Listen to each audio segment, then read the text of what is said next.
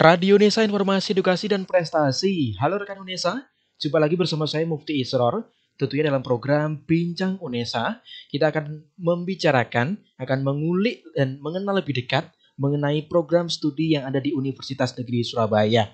Sudah hadir bersama saya di studio ada Ketua Prodi dari S1 Pendidikan, Bimbingan, dan Konseling. Sudah hadir bersama saya ada Dr. Retno Trihariastuti, MPD Kons. Assalamualaikum Ibu. Waalaikumsalam warahmatullahi wabarakatuh. Apa kabar Ibu?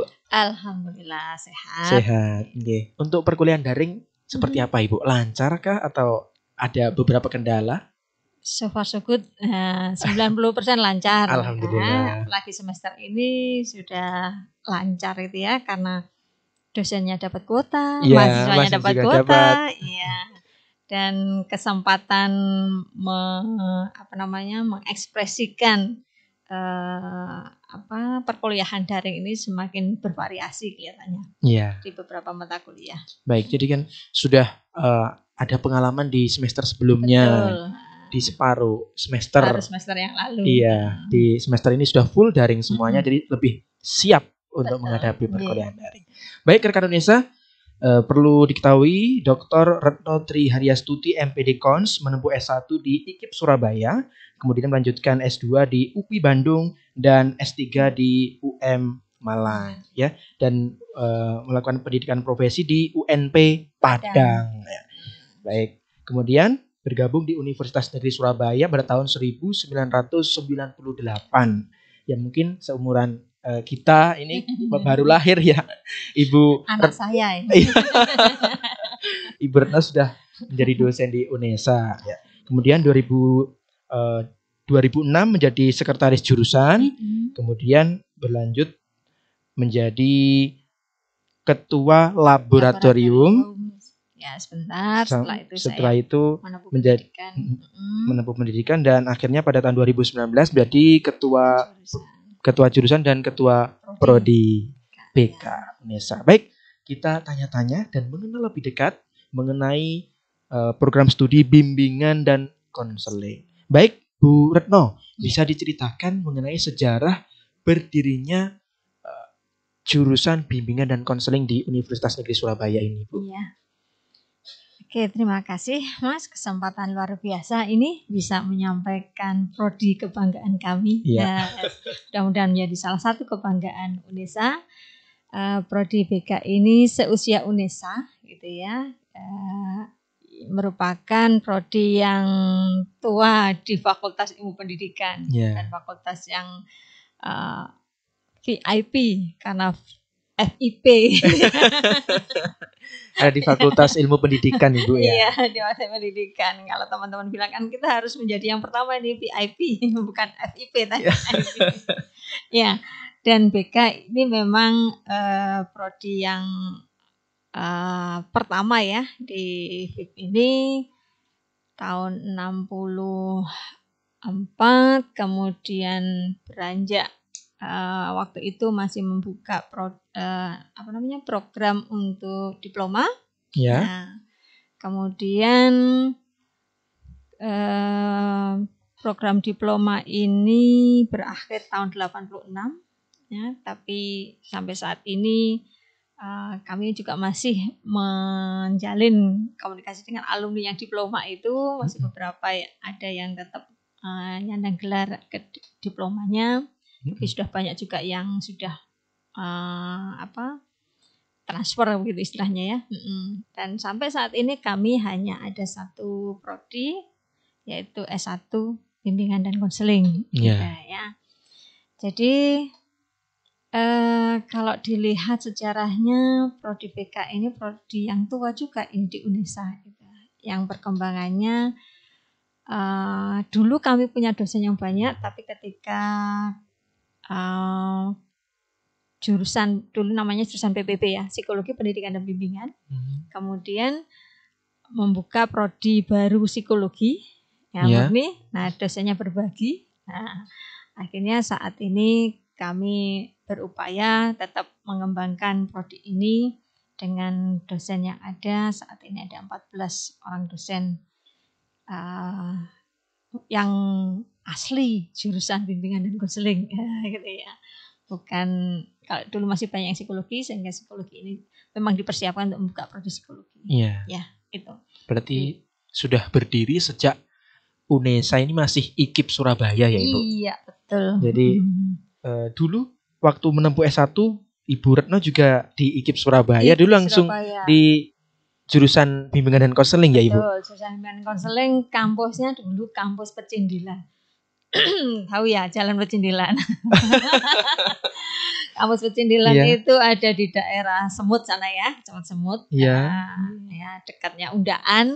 Nah, kami masih menikmati itu kampus Pecindilan itu yang aulanya itu seperti gedung, memang bekas gedung bioskop. Oh, begitu. Jadi waktu itu kalau kuliah MKDU itu kami naik bemo, apa istilahnya, nyewa bemo, berbondong-bondong kuliahnya di Ketintang. Jadi kuliah Pancasila, kuliahnya itu di Ketintang. Karena dulu kampusnya ada di Ketintang, ada di Pecindilan, dan ada di Jalan Kawung. Kalau di Jalan Kawung itu yang olahraga. Nah, itu kampus yang di Pecindilan itu jadi mahasiswa luar, maksudnya mahasiswa di luar Fakultas Ilmu Pendidikan yang kuliah tentang bimbingan dan konseling. Dulu kan masih ada ya mata kuliah apa namanya itu, mata kuliah ilmu kependidikan. Nah, itu mereka kuliahnya di Pecindilan. Kalau kami kuliah Pancasila, agama, itu ke Ketintang. Nah, sekarang UNESA sudah hanya punya 2 kampus ini dan akan melebarkan sayap juga Ibu di Magetan dan di Pamekasan. Luar biasa. Semoga UNESA semakin selangkah di depan itu tadi ya Ibu. Insyaallah. Baik. Kemudian visi dan misi dari program studi bimbingan dan konseling ini apa saja Ibu? Ya. Visi kami adalah sesuai dengan visinya UNESA. Ya, kami juga berkembang karena visi kami adalah kokoh dan unggul di bidang bimbingan dan konseling. Gitu, ya. Dengan menjalankan misinya, mengembangkan pembelajaran Tridharma itu ya, kemudian memang penelitian dan pengabdian kepada masyarakat. Itu yang kami gunakan sebagai arah untuk kami berkembang lebih baik menuju ya tadi visinya UNESA. Satu langkah di depan. Nah, mudah-mudahan. Baik, kemudian untuk mahasiswa yang terdaftar di program studi bimbingan dan konseling sampai tahun 2020 ini berapa Ibu? Saat ini yang aktif insya Allah 389. 389 dari 4 angkatan. Iya, 4 angkatan dan ada beberapa yang angkatan lama ya karena ada kondisi tertentu. Nah, setiap tahunnya kami kan menerima insya Allah 2 kelas. 2 kelas. Nah, 2 kelas di Acek ini, 2 kelas ini gitu ya karena keterbatasan lokasi juga SDM kami ya. Nah, sebenarnya kami pernah itu ya, yang luar biasa itu tahun 2006 itu angkatan yang luar biasa karena kami pernah menerima 4 kelas. 4 kelas. 4 kelas gitu. Nah, lalu 2007 itu berbagi dengan psikologi gedungnya. Nah, akhirnya kami menerima 2 kelas lagi. Hanya yang saat itu 2009 itu saya ingat betul itu ya ketika saya jadi sekjur itu. Yang diterima itu 140. Dari 4 kelas itu dari jumlah 2 kelas, yang kelas. 2009 ya. Yang 2009. Ya. 140 itu sebetulnya karena kami sebetulnya hanya menerima 100 untuk 2 kelas ya. 1 kelasnya 50. Nah, namun ada 4 pintu masuk ya waktu itu ya. Ada yang istilah sekarang SNPTN, SBNPTN, dan SPMB. Betul. Dulu kan SPMB ada 2, SPMB 1, SPMB 2. Nah, di masing-masing pintu ini harus menambah 10% untuk cadangan jika ada yang diterima tidak daftar. Gitu kan? Sehingga oleh kebijakan pimpinan ada ditambah 10%-nya.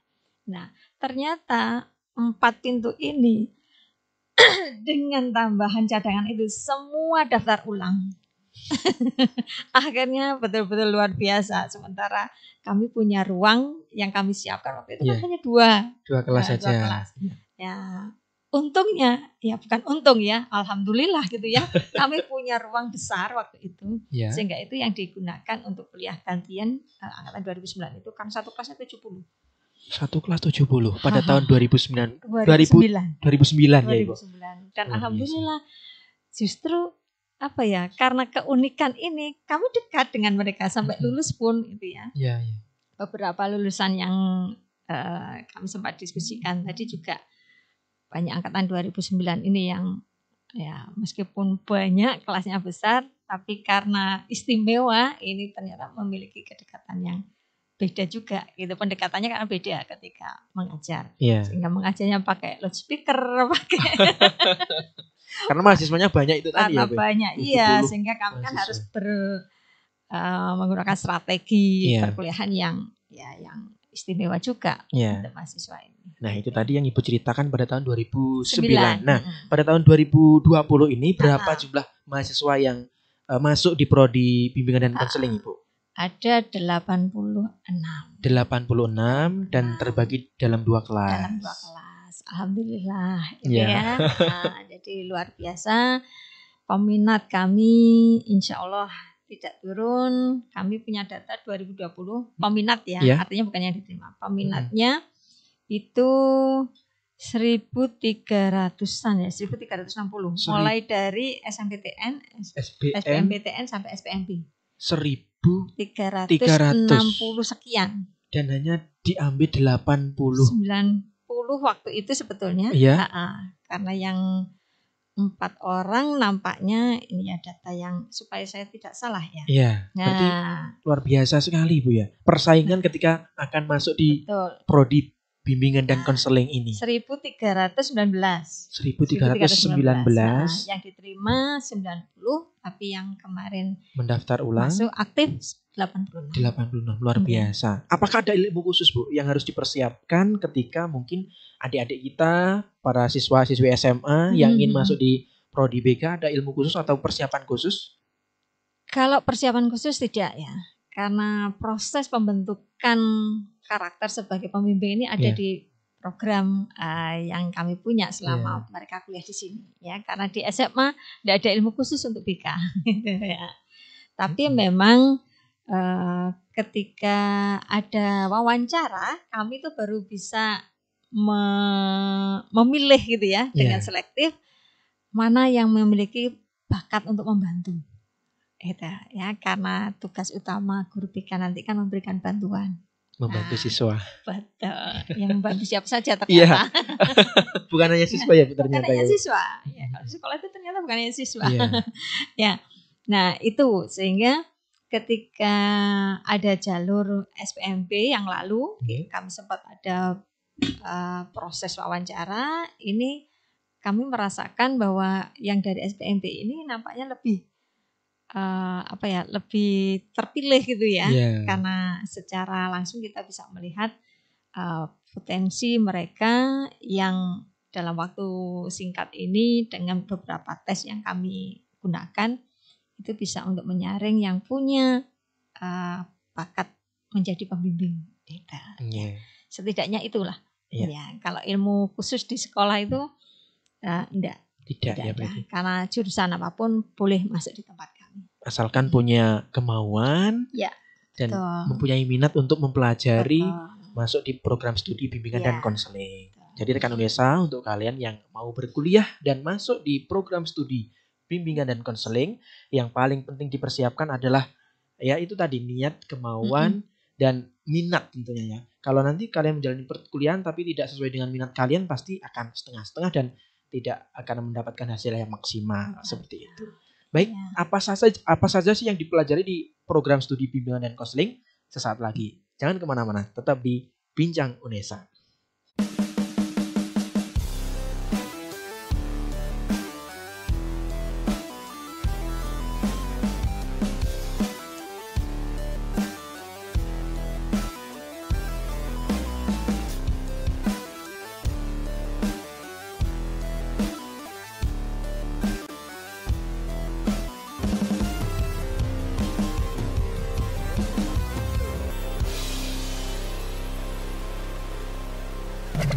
Radio Unesa.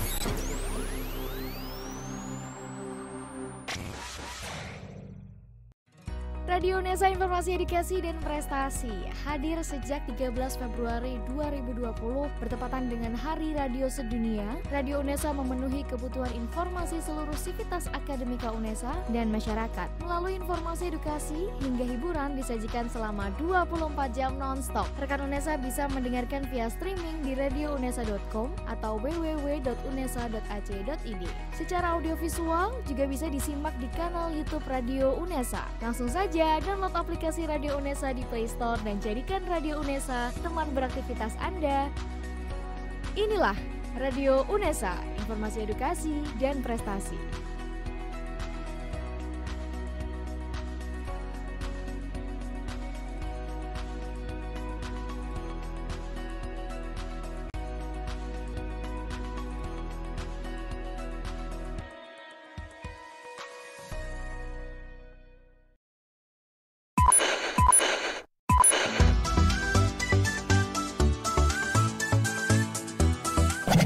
Radio Unesa.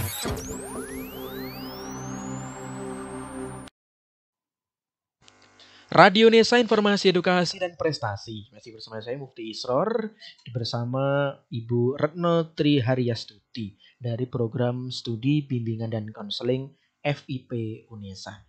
Apa saja sih yang dipelajari di program studi bimbingan dan konseling? Langsung saja akan dijawab oleh Ibu Retno. Silakan ya, Ibu. Terima kasih Mas.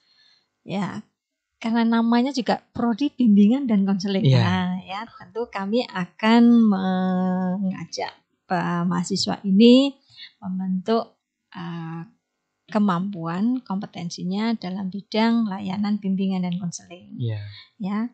Jadi bidang studi, mata kuliah bidang studi ini ada mata kuliah tentang perkembangan anak, ya materi tentang psikologi itu ya, psikologi belajar yang dikemas dalam yang namanya mata kuliah bimbingan pribadi sosial, ya, ada bimbingan karir, ya. Ini memberikan bekal pada mahasiswa untuk nanti bisa memberikan layanan kepada peserta didik. Jadi bedanya kalau dengan jurusan lain ya, misalnya jurusan matematika ya, belajar tentang logaritma, tentang Pitagoras, Pitagoras. Ketika nanti jadi guru kan akan ngajari muridnya tentang Pitagoras. Betul. Gitu ya. Tapi kalau mahasiswa kami belajar tentang strategi konseling, nanti di sekolah bukan ngajari muridnya strategi konseling, tapi itu adalah ilmu untuk dirinya, sehingga ketika memberikan layanan dia bisa menggunakan ilmu itu untuk memberikan layanan yang maksimal dan optimal untuk kepada peserta didik. Di samping itu, kami juga membekali mahasiswa tentang tentu saja ilmu-ilmu kependidikan, ya, dan manajemen pendidikan, ya, kemudian termasuk filsafat pendidikan itu juga ada mata kuliahnya. Lalu yang tak kalah pentingnya adalah mata kuliah yang juga akan meningkatkan keprofesian mereka, yaitu ada metodologi penelitian, ada statistik. Ini kan akan menunjang di samping untuk skripsinya. Nah, sebagai guru dia kan nantinya kan juga tidak hanya berdiam diri, tapi ada yang namanya dukungan sistem itu bagaimana dia mengembangkan keprofesiannya melalui kegiatan penelitian. Nah, itu insya Allah nanti akan bisa digunakan oleh mereka. Jadi ada mata kuliah dasar keilmuan, ada mata kuliah dari bidang studi ya, dasar kependidikan, bidang studi selain mata kuliah yang semua akan dapat ya, mata kuliah inti, agama, Pancasila dan lain-lain. Ya, jadi yang sangat dirasakan oleh mahasiswa BK itu adalah ya, keterampilan memberikan layanan berupa bimbingan dan juga konseling. Karena tidak semua orang itu akan terampil dalam konseling, gitu ya. Karena ini memang kekhasan dan harus dipelajari di prodi BK, gitu ya. Mungkin di jurusan yang lain keterampilan yang lain, gitu kan. Tapi di BK ini, nah saya arahkan ke mahasiswa itu, ini adalah keunggulan Anda, bahwa keunggulan Anda adalah terampil dalam melaksanakan konseling. Ya. Baik, kemudian di masa pandemi, seperti apa prodi BK menjalani perkuliahan, Ibu? Ya, masa pandemi mau tidak mau ya, kita harus berubah. Betul. Berubah dalam mindsetnya tentang perkuliahan itu apa sih, gitu ya. Juga berubah mindsetnya dalam memberikan layanan. Pada dasarnya memberi kuliah itu kan juga melayani mahasiswa. Betul. Ya. Artinya tidak dosen center, tapi lebih kita harus mempertimbangkan mahasiswa, termasuk lingkungan yang ada di sekitar mahasiswa.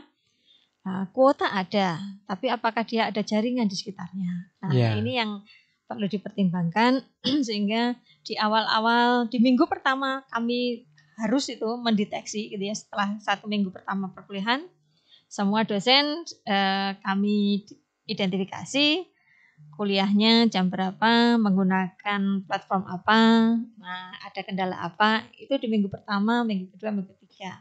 Nah, sampai di pertengahan semester kemarin, ketika UTS, kami juga mengidentifikasi apakah sudah dilaksanakan UTS, ada kendala apa, gitu.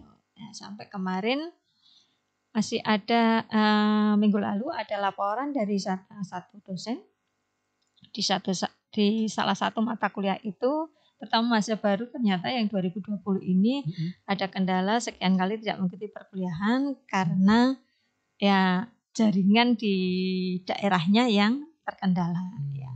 Bagaimana solusinya? Ya, kita tidak bisa menyalahkan ketika dia berhalangan seperti itu. Sehingga perlu ada kebijakan untuk mahasiswa yang terkendala seperti ini. Tapi untuk semester ini jauh lebih bagus dari semester kemarin yang memang masih percobaan ya, masa transisi karena kita ya. Dadaan ya. Iya betul, dipaksa. Betul. Di awal-awal kita bertemu secara tatap muka, seakan-akan ya tidak terjadi apa-apa. Ternyata di tengah-tengah perjalanan perkuliahan kita harus mau enggak mau terkaget-kaget. Iya.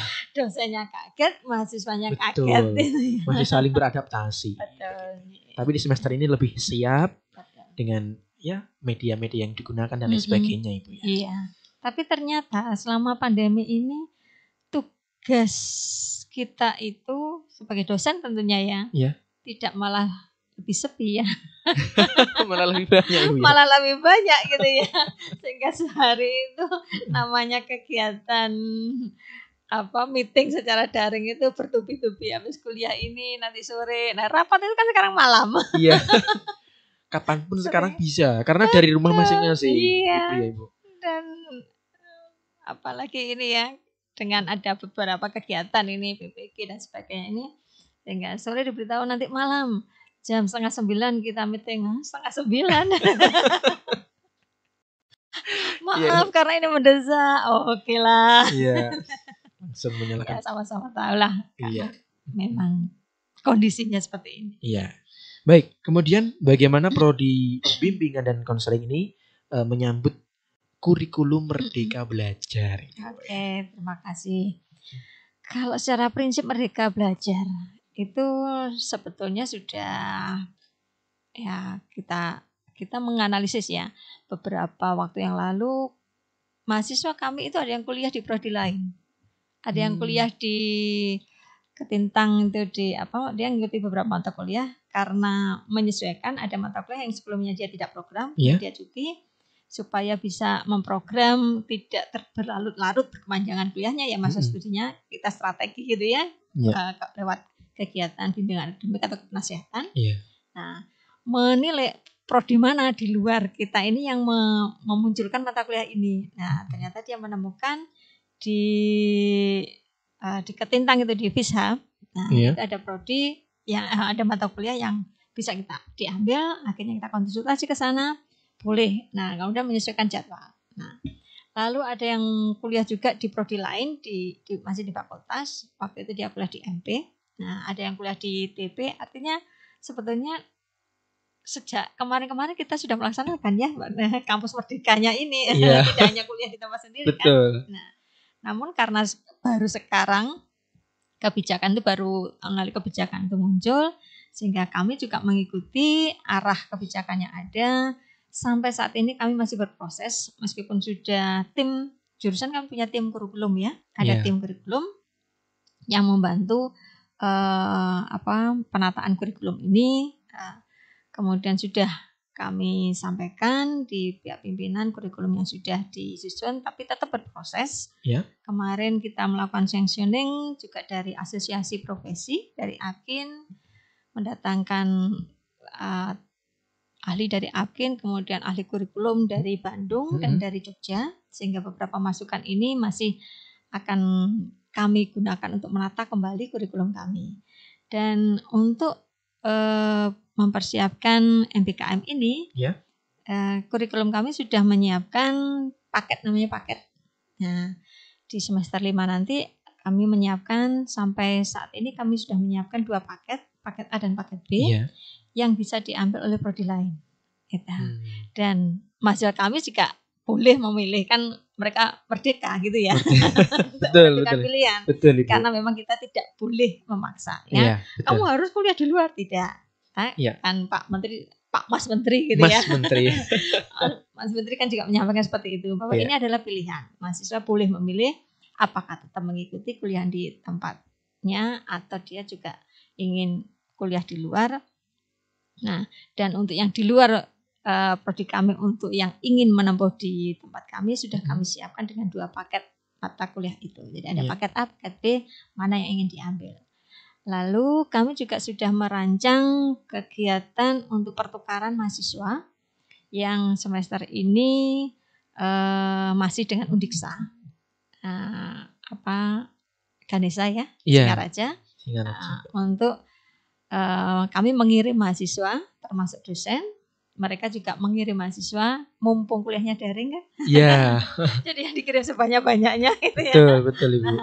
Nah, kami berkolaborasi, jadi ada mata kuliah yang ditempuh oleh mahasiswa kami di sana, yang diampu oleh dosen Undiksa dan dosen UNESA. Termasuk mahasiswa Undiksa yang juga akan memprogram di tempat kami, di beberapa mata kuliah yang diampu oleh bersama dosen UNESA, PK UNESA dan PK Undiksa. Nah, lalu kami juga sudah mulai melalui forum Kaprodi PK se-Indonesia, kita juga sudah merancang tahun depan insya Allah gitu ya. Di forum itu masing-masing prodi itu sudah menawarkan mata kuliah yang bisa diambil oleh mahasiswa lain. Kemudian satu lagi yang sudah kami ini pagi tadi baru merancang untuk MOE-nya dengan prodi PK UNJ gitu ya. Universitas Negeri Jakarta. Karena tahun depan juga merancang untuk UNJ dan UNY. Jakarta dan Jogja. Jakarta dan Yogyakarta. Untuk memberi kesempatan di tahun depan itu seandainya perkuliahan sudah luring, mereka bisa mengambil paket itu yang kami blok itu, mereka stay di sana. Misalnya mahasiswa kami yang dari Jogja, dia bisa pulang ke Jogja, kuliah dari Jogja, kuliah di UNY selama 1 semester. Nah, itu masih rancangan kami yang mengikuti mengarah ke kurikulum MBKM itu. Nah, itu yang sudah kami persiapkan. Jadi dari segi kesiapan prodi BK ini insya Allah sudah siap untuk melaksanakan kurikulum Merdeka Belajar. Baik, apa saja fasilitas yang ada di prodi BK sesaat lagi? Jangan kemana-mana, tetap di Bincang UNESA Profil Prodi.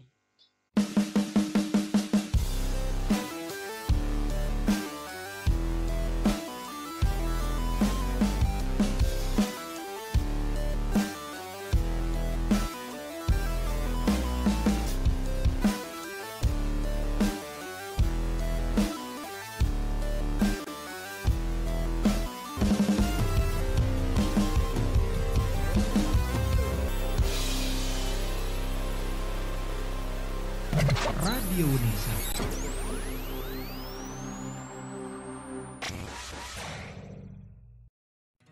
Radio UNESA, informasi edukasi dan prestasi, hadir sejak 13 Februari 2020 bertepatan dengan Hari Radio Sedunia. Radio UNESA memenuhi kebutuhan informasi seluruh sivitas akademika UNESA dan masyarakat. Melalui informasi edukasi hingga hiburan disajikan selama 24 jam non-stop. Rekan UNESA bisa mendengarkan via streaming di radiounesa.com atau www.unesa.ac.id.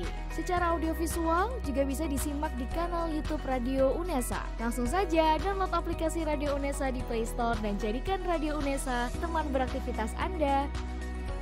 Inilah Radio Unesa, informasi edukasi dan prestasi.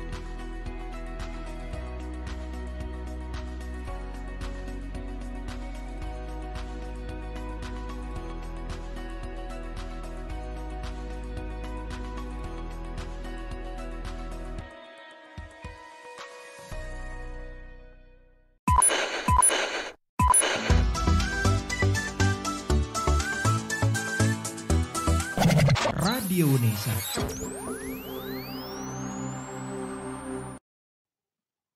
Radio Unesa, informasi edukasi dan prestasi. Masih bersama saya Mufti Israr, tentunya dalam program Bincang Unesa Profil Prodi.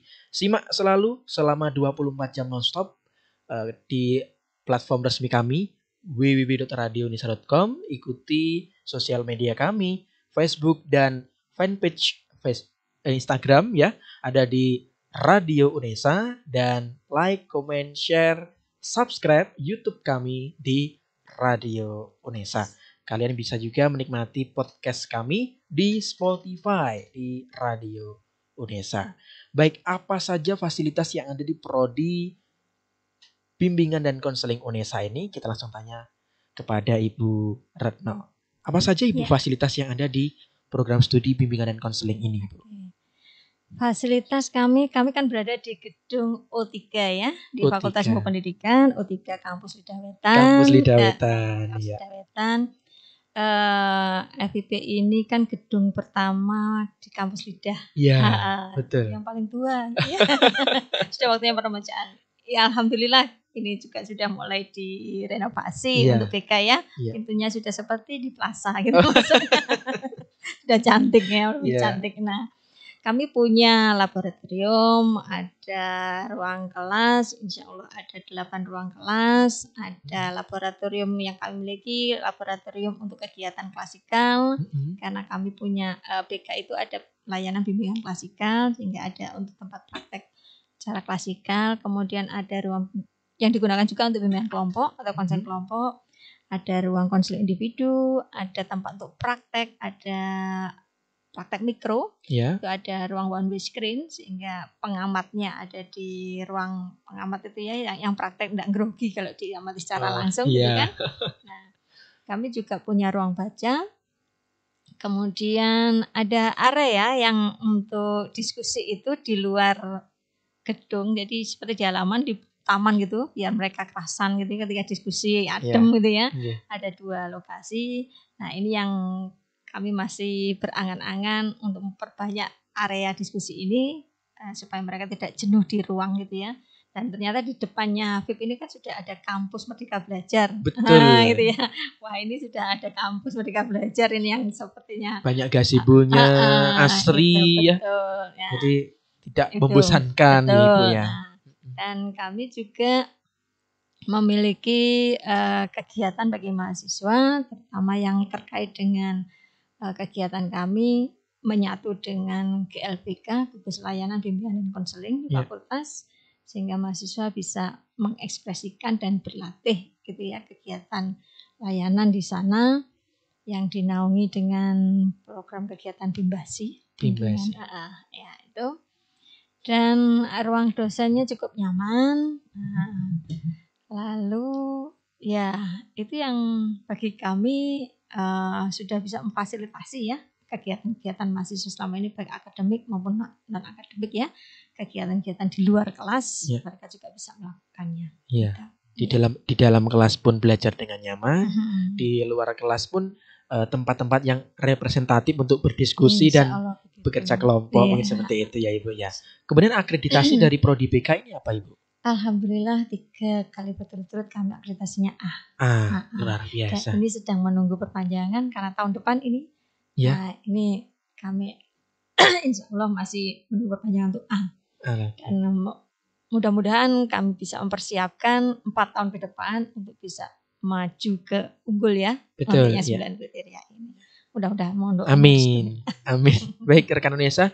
Jadi untuk kalian para mahasiswa bimbingan dan konseling patut berbangga dengan prodi yang kalian ikuti saat ini para mahasiswa ya. Jadi sudah A, untuk kedepannya semoga bisa meraih unggul tadi Bu ya. Insya Allah. Di tahun depan atau di 4 tahun ke depan. 4 tahun ke depan ya Ibu ya. 4 tahun depan masih perpanjangan. Perpanjangan untuk baik.